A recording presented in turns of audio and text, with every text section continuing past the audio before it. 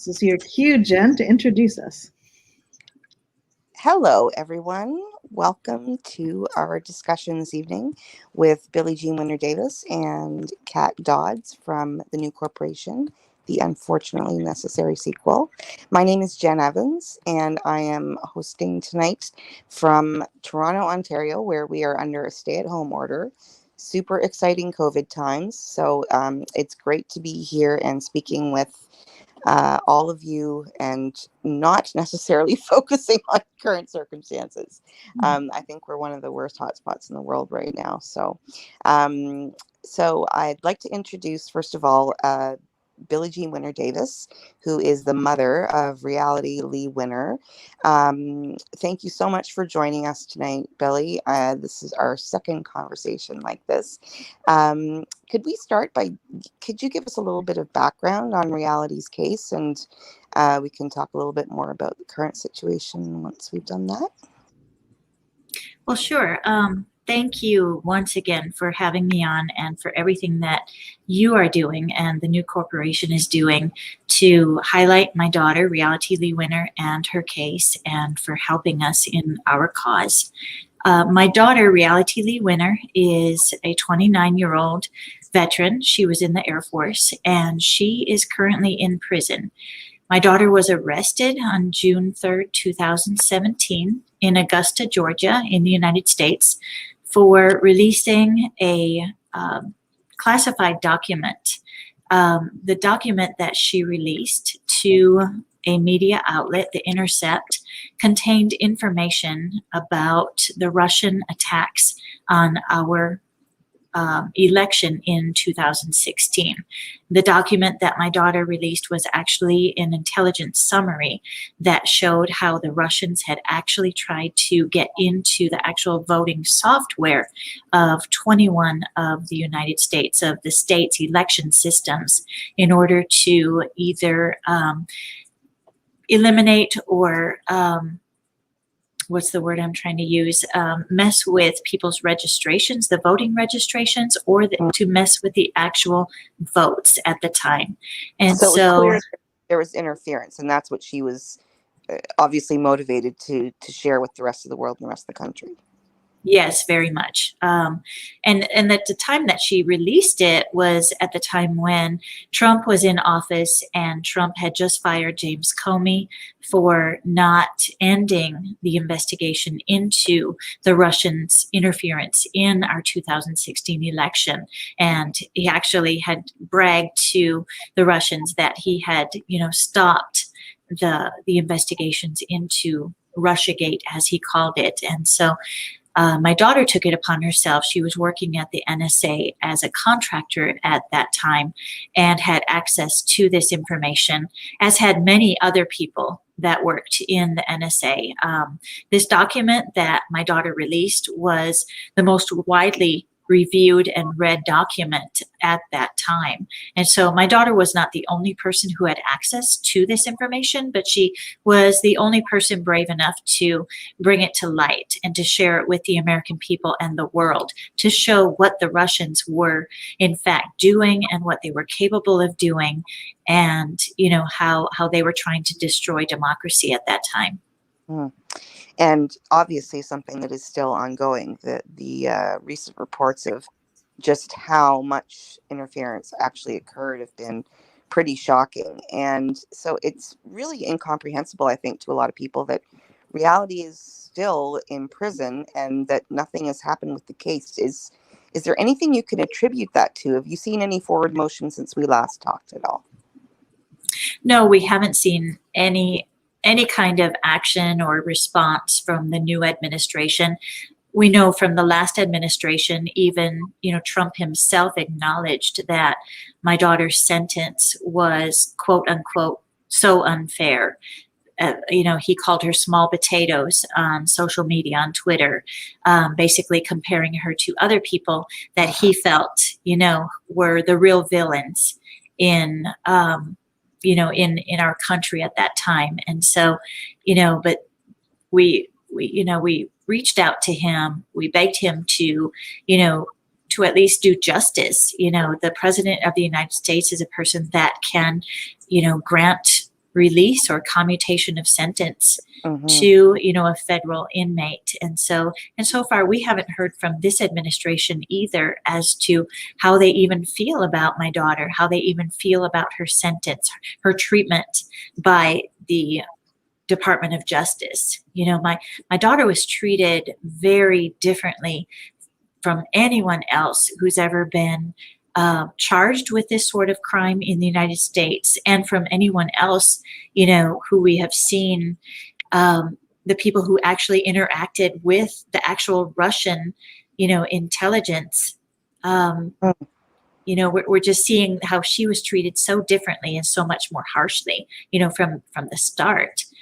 So Absolutely. Compared to the case of Maria Butin, who I think received a suspended sentence and then just went back to Russia, versus your daughter, who did a service to the country and is still in prison for that. Um, how has public support been over the past little while? Are you feeling, has COVID affected things? Where do you feel that the support is right now, and what kinds of things can people be doing to help bring more of that support forward? yeah, so from the beginning, there's been kind of a media ban on Reality's case. The mainstream media has done very little reporting about Reality Winner and what's happened to her at the hands of the United States government. And I understand that in the last 4 years, our country has had very chaotic times, and it's been hard to even keep focus on any one story. And so I understand that, what was news today may not be news tomorrow. And so her case, the little bit of reporting that it did get, it faded very, very quickly, but the public support has grown, and it's grown mostly on social media, and there's a small group of us who have, not let go of it. And we've daily been out there trying to build support, reached out to bigger groups, reached out to people with bigger platforms. There's been some celebrities that have been with us from the beginning, and they've helped us to grow our platform. They've helped us to grow our support. And so we are at a point right now where I'm happy to report, I feel like the momentum is growing and continues to grow. And we're at a point where if we had had this type of support at the beginning 4 years ago, I believe that Reality's case might have been different, because I feel like the more that we grow and the more that people support her, it's going to come to a point where the White House can't ignore her any longer. It's going to come where somebody is going to be asking President Biden the question that Trump really should have been asked. Why are we allowing this to happen to this young woman, this veteran, this patriot who was trying to do the right thing? And so your other part of the question, as far as what people can do, is to speak out about her case, to make sure that she can't be ignored anymore. If people have a platform out there where they have access to the media, please use that platform. If you're on social media, follow us on Twitter. If you're on Facebook, follow us on Facebook. Repost and retweet and say her name every single day so that she can trend and so that she can't be ignored anymore. There are also petitions out there online that people can sign. There's live petitions to President Biden to grant her clemency, which would basically mean to commute her sentence, to say, time served, enough is enough. Let Reality Winner free, let her go. And so we asked people to sign the petition. I think we're up around 30,000 people who have signed the petition. What we need is 100,000 people. So Right. please, sign the petition, share the petition, scream her name, say her name wherever you can on every platform, and ask the question as to why she is still in prison today for this act. So that's what I ask for. Thank you so much, Billy. I'm going to introduce Kat Dodds now. Kat is the founder of Hello Cool World and Cool World Technologies. was the original impact producer for the first corporation film, the biggest grossing documentary in Canadian history at the time, and is one of the people who really founded the entire field of impact producing, although she hates it when I say that.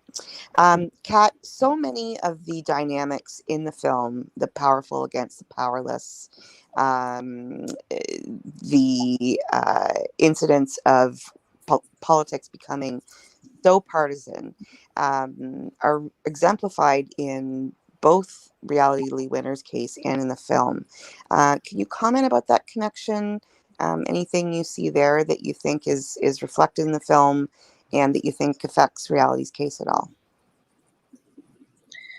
Well, I think that this kind of concept that goes through the entire film, really, this sheds a light on it, another angle on it, which is this real attack on democracy that we've been seeing in general, and this the sort of partisan politics that are kind of creating this real move towards authoritarianism across the world, but then this other kind of unregulated place where the kinds of things that Reality exposed are happening, and the wrong people are becoming the victims around this. There should be so much more democratic control over what the social media platforms are allowed to do, and there needs to be so much more respect for shedding light on when governments aren't doing the right thing in terms of their own intel. We see these things being pulled out and used as political game maneuverings, like when it's convenient. But then ordinary people trying to, like you say, do the right thing end up victimized. And I think this is one of the reasons why there's so much mistrust in government. That is also a problem, because we need to be in fact reviving our participation in the democracies that we're in, and reviving our feeling that citizens can be effective at creating change, at making their voices heard. And this is really at the root of what we see with the corporation. I like to think of the corporation as exposing the three big evil C's, which are colonialism, capitalism, and corporate power.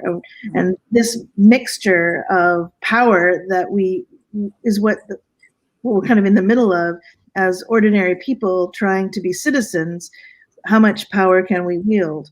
And it's very important that we work together to change that power dynamic, so that voices aren't punished that should be heard, and voices are heard that could pave the way for change. And you've been seeing this for the past 18 years. The original film came out in 2003.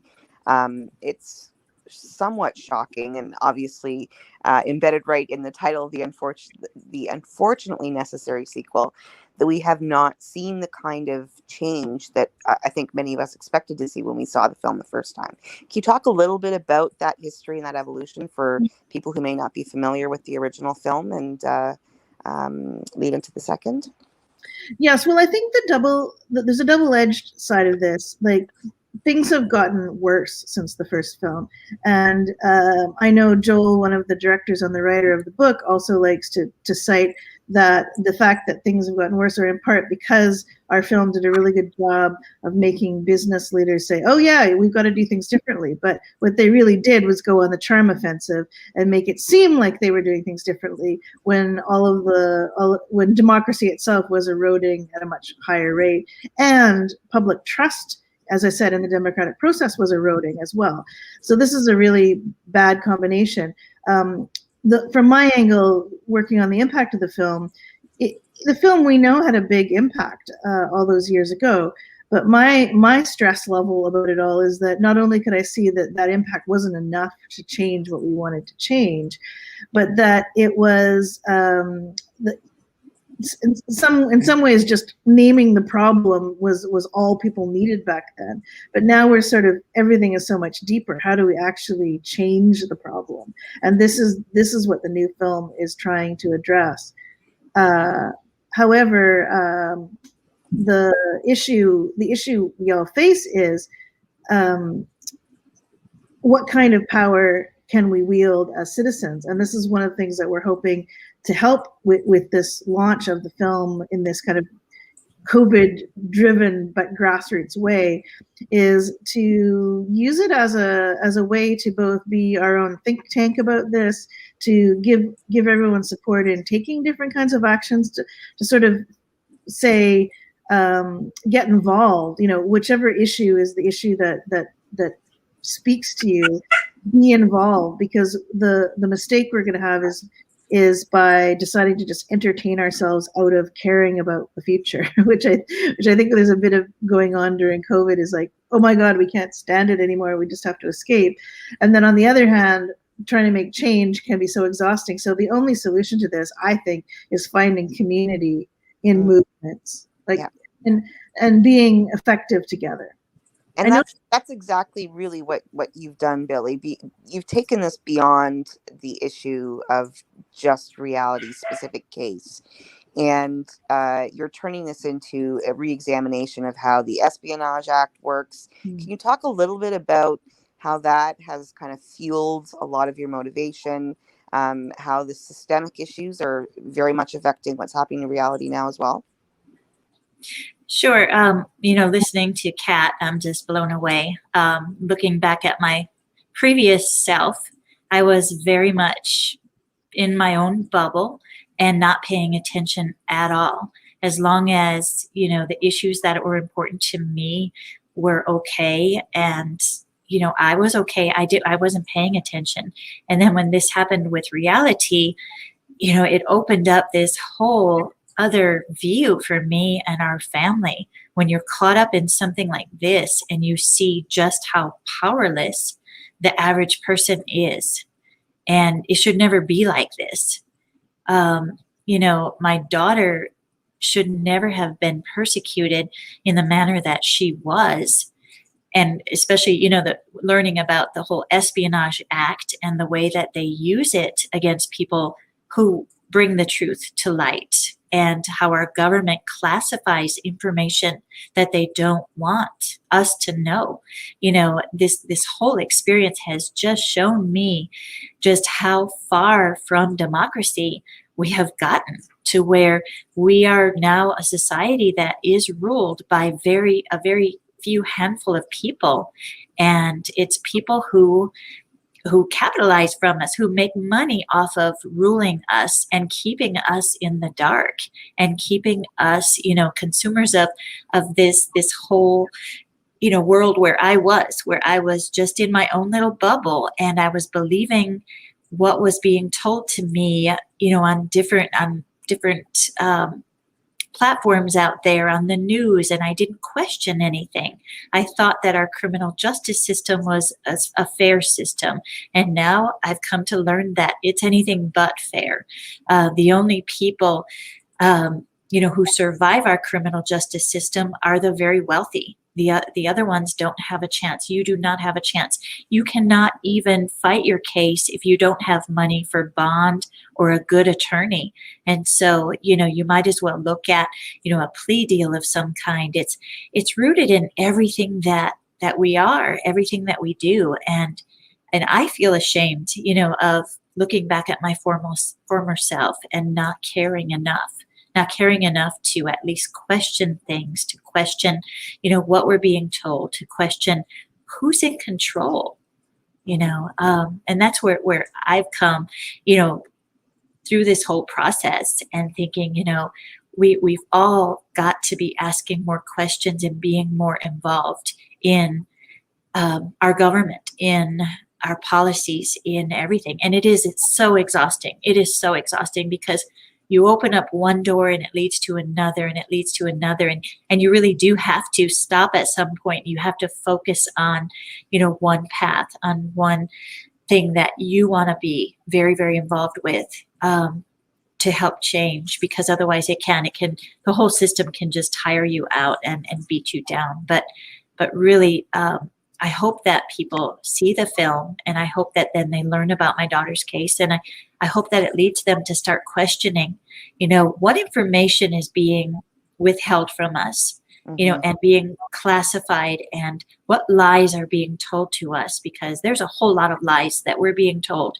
And then how do all of our systems work, in our country and in our world, and really who's in control. And I think that there's a really common thread throughout all of this, which is the treatment of whistleblowers, the importance and significance of whistleblowers in our society. They're a critical mechanism by which we can at least evaluate whether or not things are being done properly. And what we've seen over the past 20 years is that the treatment of whistleblowers, your daughter included, although, she's not technically that term, but falls into that kind of category. The treatment of people who are trying to shed a light on these things has become even worse. Kat, can you talk to that a little bit? What's the impact of that treatment of people who are trying to expose the things that are being done to, perpetuate imbalance? What's the solution to that? How do we address that? Where is that going? I'm not sure I have the answer to that one. In terms of I think that there should be more transparency around these important issues, and it's what we do know is that all governments are do a certain amount of spying, and they all do a certain amount of hiding intel from people. But when you mix this into what we now have with an unregulated internet, this is kind of where I'm not an expert on how this should be treated or what we should be doing, but what I can say from observation is we have this system which has no democratic regulations attached to it, that is now the delivery system for most people's news, that we all rely on, that we're in the middle of broadcasting to right now as we speak, and that we need as citizens these tools, but the old broadcast system required that the I don't know how it is exactly in the US, but there's similar pieces in place where there has to be a certain amount of public access to broadcast. And so what we have in with the social media platforms is that they have no regulations in the same way that the very heavily regulated official broadcast system has. And so this leaves it as a kind of free-for-all for the people with the most money and the most motivation to influence people. And so, so I think we already talked about the danger of money in politics. Now this is about the danger of money in the business of influencing around anything at all. That is what I think is really dangerous. So it does seem that those who are trying to expose for the good of people things that are part of this world of secrets, it's why is that more punishable than publishing fake news and ridiculous lies? Like this is the part that really frustrates me. Is like, why is telling the truth more dangerous than lies? That I think we have to really examine that. But I also think we have to be careful not to make the mistake of vilifying democracy itself, because in spite of its excessively flawed nature and flawed origins, even it's kind of better than corporate rule, which is I think where we kind of almost are at the moment. Well, and I think that's something that has been really driven home to many of us over the past 5 years, the precarious nature of democracy and how easily it can be shaken. Billy, talk to us a little bit about Reality's motivation in the first place for what she did and what you feel that ended up leading to in terms of where she is now. What were her goals? What did she want to accomplish? And where do you think that has ended up leading her? Now, Reality and I have never had a conversation with regard to what she did or why she did it, for good reasons. All of our conversations have been monitored from, her arrest, the day of her arrest. My daughter was denied bail. One. Wow. Every single one, yes. My daughter was denied bail, which was something that was unheard of as well for a crime of this nature. No other person charged under the Espionage Act or this type of a crime has ever been denied bail, but they went out of their way to paint her as someone who was a flight risk and someone who was going to do damage to America. And so they, were able to keep her in jail. So all of our conversations, all of our writing back and forth, every kind of communication that we have had for the last almost 4 years has been monitored by the government. And so there's not been an opportunity to sit down and say, Reality, what were you thinking? What was your motivation?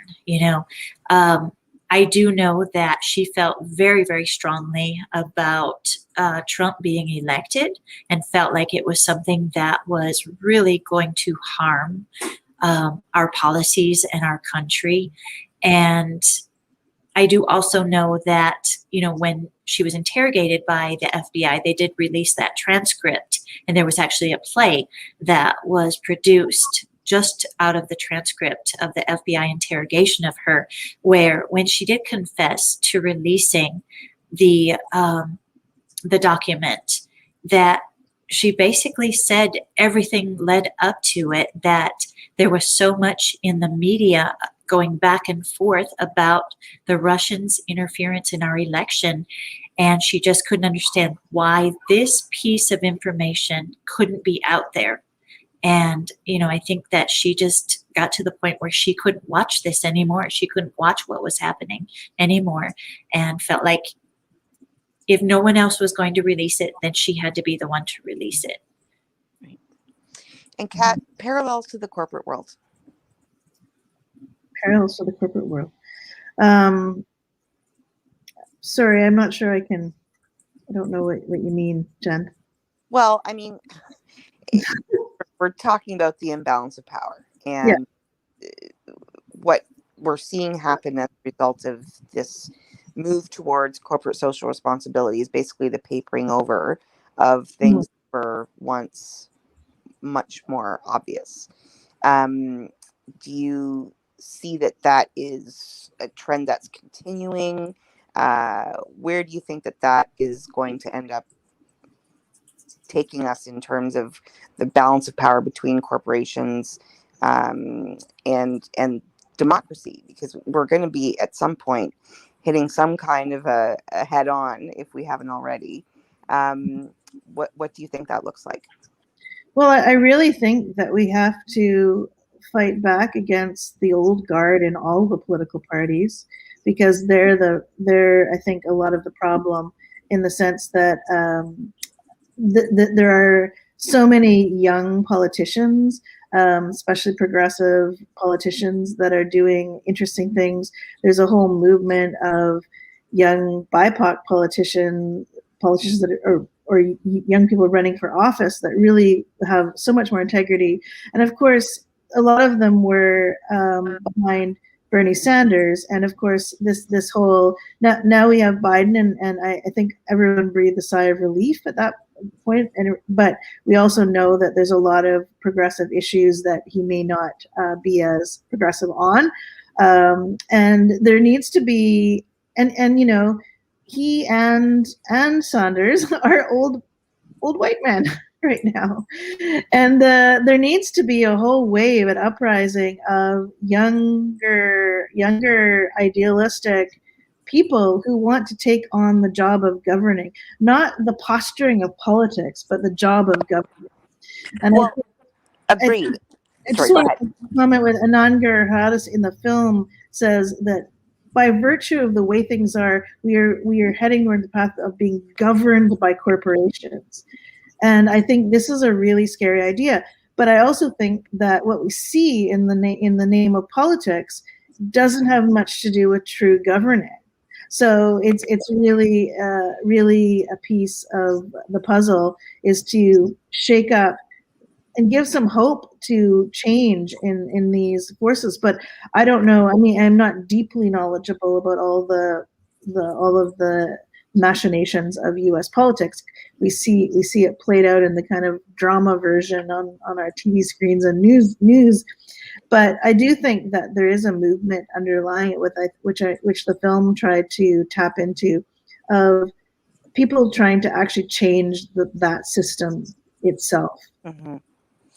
Well, and the influences are essentially the same. When you look at Citizens United and how that's affected the flow of corporate money into U.S. politics, and even the potential corporate influence over what's happened to reality. I mean, we know that there are direct connections to Russia. We don't necessarily know, are those political, are those corporate. There's obviously an interest in power, money at the heart of this, but identifying, what was the original motivation to keep her and to give her the sentence that she had. I don't think anybody has the answers to those questions, and Billy, you must wonder about that all the time.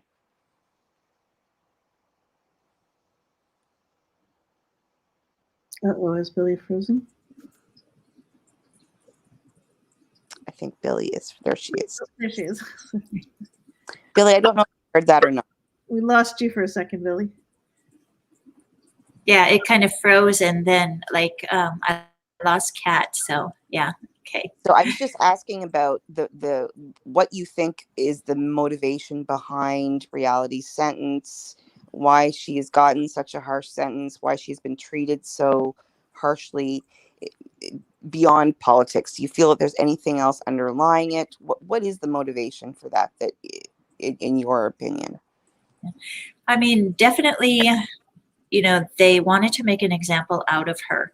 They wanted to make sure that anyone else who thought about releasing the truth, releasing something that they were trying to keep hidden, would think twice. They would see that, no, it's not worth it, because the government will come after you and the government will persecute you in this way. So that was one thing. And then something, else that our little group of supporters have run into is, there's other organizations out there that, support, other people that may be whistleblowers or support ideals and things like that, who have really stayed away from Reality Winner. And what we've been told is that it does have to do with the whole Russia thing, that Russia has deep pockets. Russia has a lot of friends, and that nobody wants to keep drumming this up, about what Russia did in the 2016 election. And so, we have gotten that response from other organizations that we have gone to for support. Is this, even writing a mission statement, to saying that, we support Reality Winner, the person who leaked a document about the Russians' attacks. They have said, oh, no, you can't use that word. You can't use the word Russia in there. Try to reframe it. They've asked us to reframe what she did, for their support, and so I do know that, Russia does, have still some influence. And I think it has to do with, the money, the loans, or, the debts that are owed to them, or the secrets that they hold, so we have run into that through the years. There's a question here, Billy. How was Reality's treatment different from Edward Snowden and Chelsea Manning? So Chelsea Manning, a lot of people don't really realize that there's a huge difference, because Chelsea Manning was active military. And so her case was tried in a military court. My heart goes out to Chelsea Manning, because she has suffered beyond anyone else that I think that we can kind of look at. And you have to understand also that Chelsea Manning worked with another company to actually hack into the military's databases in order to get the information that then she shared. And she shared volumes and volumes and volumes of information. It was very critical information that we needed to come to light.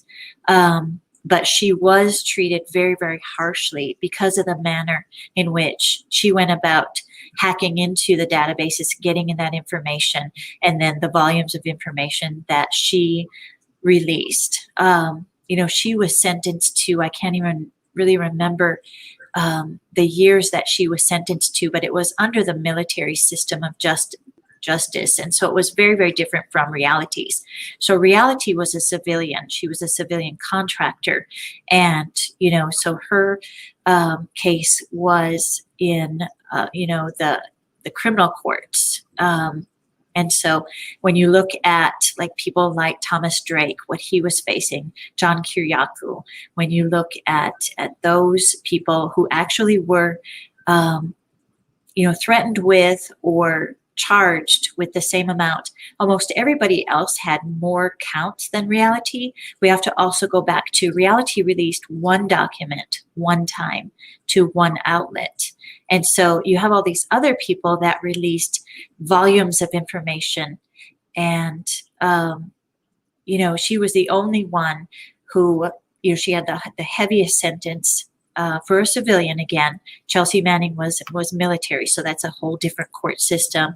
But when you look at what Reality released, the one document, the one time, there's just this imbalance as far as how they treated her.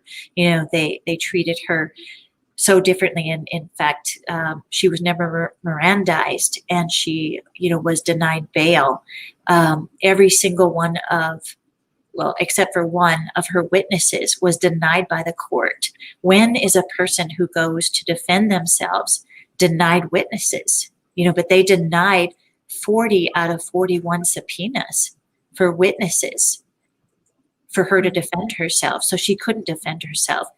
Now, with regard to Edward Snowden, the reason why he says that he won't return to the United States is because of the charges under the Espionage Act. I don't know how many actual charges are out there for him, whereas Reality had the single charge, and he has many because of, again, the release of information that Edward Snowden did was huge. It was just the biggest. So, yes. So there's another question here, Billy, from Lindsay Kamen. How is Reality now? How's she do? What's the latest?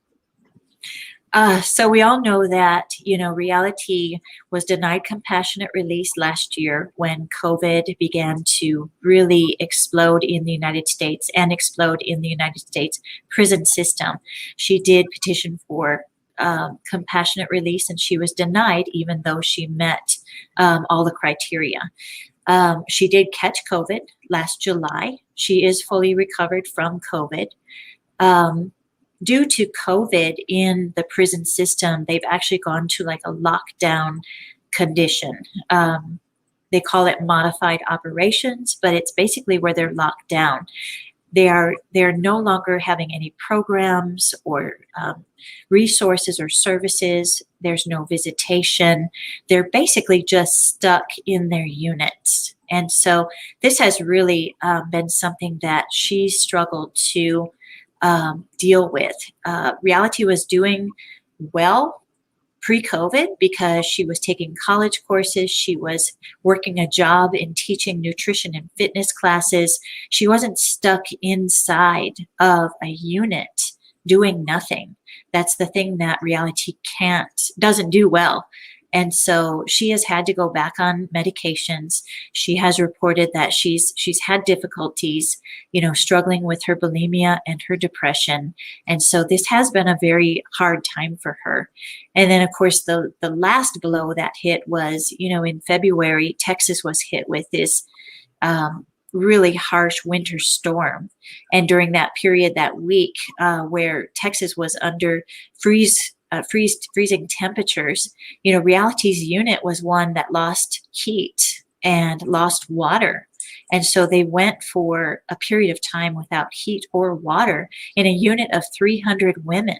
And so just imagine what that was like for her to also endure. And so she tries to stay very, very positive. She has finally now, they've enlisted her to teach a class for veterans. And so she does get some out time from the unit in order to teach this class. And she's enjoying at least having some outside time as well.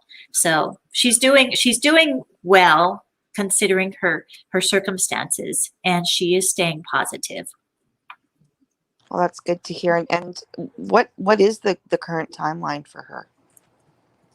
Her release date, fully released from the BOP system, is going to be November 23rd of 2021. She may be eligible for halfway house time leading up to that, but we just don't have enough information about that yet. But her BOP release date as of right now is November 23rd. Sure, that must seem like it's drawing closer and closer all the time. Another question. This is about the corporation film. I want other people to watch this film. How can they see it? Kat, do you want to take that one? Sure. So the best way to figure out how you can see the film is to go to the newcorporation.movie. And what we're doing there is we're posting film festivals where it's appearing. Because of COVID, we really have not been able to have what would be any kind of normal theatrical release for the film. So we're also really hoping that more people will do what standwithreality.org is doing and host screenings, because that's a way that anyone, anywhere in the world can get it seen by people they want it seen. You can book a screening. We charge a license fee, but then there's an opportunity for you also to use it as a fundraiser and raise money for your call to action or your organization. And then it can be seen by your community and you can promote that to them. And this is how we're hoping to have a real grassroots launch of the film. Our vision is actually, we'd like to have 1,000 screenings of the film between now and September, if we can do that. And we can do it if people who want other people to see the film join us and host screenings online for this to happen. Billy, any final thoughts? I know you are encouraging people to sign the petition. It's fantastic to hear that you're at 30,000. I think that's almost double it was the first time that we spoke. Any final thoughts on anything else that people can do to support Reality or the cause or reform of the Espionage Act? Yeah. I do want to really stress that people learn about the Espionage Act and how it is used against people like my daughter. Right now we have another young whistleblower, Daniel Hale, who is also facing some prison time for his release of information with regard to the drone program. You can find information on that. There's a documentary called National Bird that features Daniel and some other whistleblowers, some other drone whistleblowers, because my heart goes out to him because I see that the same thing is going to happen. There's very little media coverage going on with regard to him and his case, and he's going to be another casualty. Please support Reality. She didn't deserve this. She acted out of concern for democracy, for concern for the vote, for concern for her country, and get to know about her and just support us, support her any way that you can. There's another question, Billy. Have any politicians been active in supporting Reality's cause? Not as of yet, no. Not one? No, not one. I'm trying to think. I mean, Tulsi Gabbard kind of threw Reality in at the end of her term with regard to, she actually introduced a bill to reform the Espionage Act, and she did include Reality in it, which was great. But other than that, we can't seem to get anyone to really go out there on record to advocate for her and to actually ask, to step up and ask, why is she still in prison? Thank you so much for joining us tonight, Billy. we're, as you know, very committed to helping spread the word and ensure that people know her name and know that they can take action on her behalf. And our best to you and your family. It's unimaginable what you must be going through, and those months must seem pretty far away, but they're getting closer all the time. They are, and I thank you so much for your support and for doing this. This is where I get my strength. This is where I get the strength to continue to fight on for her. It's wonderful. And Kat, any final thoughts on the film? Anything else that you want to share at this point? Yeah, I just wanted to do a little shout out, Christine Daniels, who made that last comment about Billy, My Heart Breaks for You in Reality. She's actually was the right-hand person that helped us launch the first film. She was my right-hand everything back then, and I had no idea you were going to be even knew about this live chat. So Christine, I see you. That's great. So I just wanted to say that it's been a real honor being able to support Billy, and also that this is not over. We're just getting started with these online screenings and these discussions, and that's actually one of the biggest ways I think we can support. Like I said before, what we need is a community of people who want to make change. And so this is an opportunity to bring people together to have these conversations. It's so easy to do it right now compared to before everyone was used to Zoom, etc. So I really encourage any of you who are interested in helping us further to both the Stand With Reality.org cause as well as the New Corporation screenings. There's going to be more of these, so spread the word and keep looking. We're definitely going to have more fundraisers for Reality Winner coming up. That's correct, Jen, right? We've got more planned. We just haven't set the date yet. Yep. And we also have some upcoming in Canada. We have a couple of upcoming screenings with the Sierra Club BC and with the Center for Policy Alternatives. And with both of those, we're also hoping that they will seed sister organizations deciding to do this, because that's how we're going to get to 1,000 screenings, and that 1,000 screenings means 1,000 conversations and many thousands of people getting engaged in doing something around issues that the film makes them more concerned about. And I just appreciate all those viewers out there. It's a very different experience watching people make comments instead of being in a theater and being able to do this. But it's also quite exciting to see how we can have no barriers geographically this way too. We can have a conversation with anyone, anywhere, and we can show the film to anyone, anywhere. We just need people willing to host these screenings to do that. Right. So please check out standwithreality.org, and Kat, if you want to give the website for where people can sign up for the screenings as well. Yeah, it's there's a link in the various chats, but if you go to the newcorporation.movie, right on the homepage, there is how to book a screening.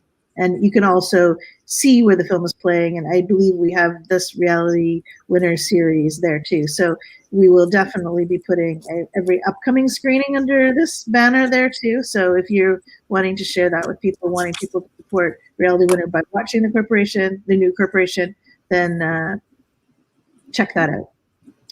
And of course, sign up to our newsletter, because we can reach out to you that way too. Well, thanks to you both so much. During COVID, it is incredibly motivating, powerful, and I think really good for people's mental health to get involved with initiatives like Stand With Reality, like volunteering, like spreading the word. So encourage people strongly to do that. Thank you both so much for your time. We will have a new set of dates coming up for you shortly on screenings. And thank you all very much, and good night, everyone. Yeah, and if any of you is watching the film or watching this live stream right now and hasn't finished watching the film, you have until, I believe it's tomorrow night, to keep watching it with your ticket. The portal is still open. Excellent. Thanks so much, Billy. Thanks, Thank Kat. you. Good night. Stay safe. Stay safe. You too. You too.